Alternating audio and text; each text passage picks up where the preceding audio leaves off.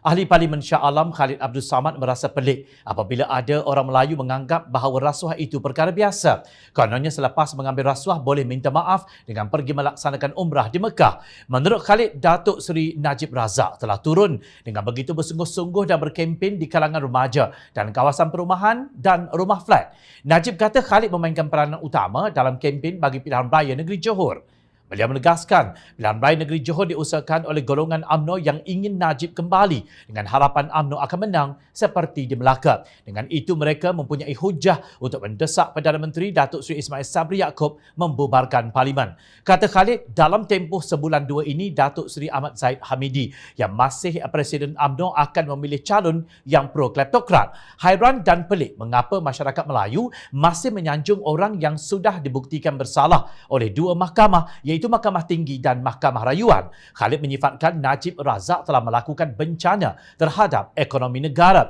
Duit rakyat hilang sehingga kes melibatkan dengan bekas CEO Astro berhubung kait dengan kes penyelewengan Najib dalam Wan Malaysia Development Berhad, Wan MDB. Khalid berpendapat tim lesnya berbelanja untuk bekas kekasihnya, Rohana Roshan, dengan memberi rumah yang bernilai $10 juta Amerika hanya sebahagian kecil daripada duit Wan MDB. Itulah dasar cash is king yang diperjuangkan oleh Najib untuk membeli orang itu dan ini. Hasil daripada itu, negara kehilangan berpuluh bilion ringgit. Dan ini bukan fitnah. Ya. Saya tahu UMNO beritahu pada orang-orang kampung ni fitnah lah. Ini bukan fitnah.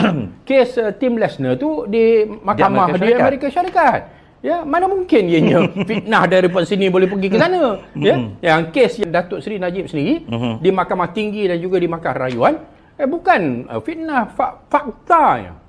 Buktinya. Dari segi dia punya paper trail dia punya bukti tertulis dalam akaun Najib, dalam akaun syarikat ini, dalam akaun syarikat itu dan sebagainya, semua ada. Lalu macam mana nak katakan fitnah? Ya? Ini bukan berdasarkan kepada saksi, mungkin yang saksi boleh disogok.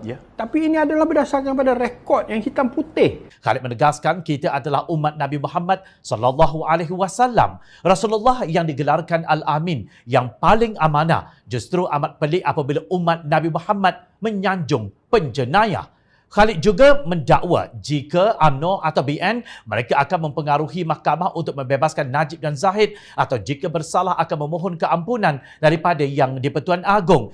Khalid juga menjelaskan apa yang ingin dicapai oleh Pakatan Harapan selepas 60 tahun Melayu ditanam dalam pemikiran bahawa mereka perlukan UMNO ialah untuk berubah. Bebaskan, orang Melayu kena bebaskan diri mereka daripada UMNO supaya kekayaan negara itu benar-benar pergi kepada mereka, supaya mereka boleh berdikari.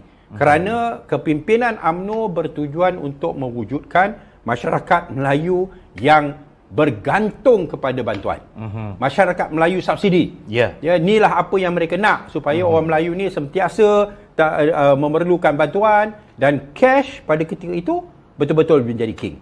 Kerana apa? Kerana pihak yang ada duit dia boleh beli sokongan dan dia boleh beli undi daripada masyarakat Melayu yang memerlukan. Tegas Khalid mengulas mengenai kenyataan Zahid bahawa Pakatan Harapan memfitnah. Khalid berkata sememangnya mereka telah banyak menyalahgunakan jawatan ketika sedang berkuasa. Dakwaan skandal 1MDB ini bukan hanya disebut oleh pemimpin Pakatan Harapan dan mahkamah dalam dan luar negara.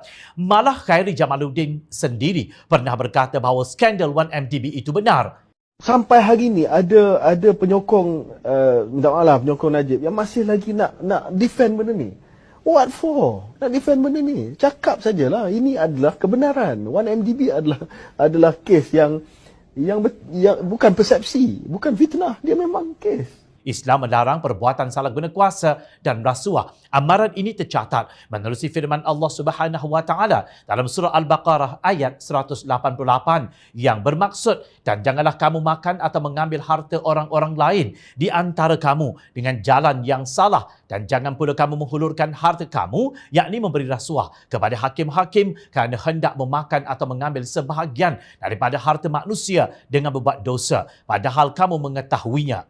Jika salah guna kuasa dan rasuah tidak dibendung, akibatnya undang-undang tidak akan dipatuhi. Kegiatan jenayah dan ketidakadilan akan terus berleluasa. Adakah kita mahu keadaan sedemikian berterusan?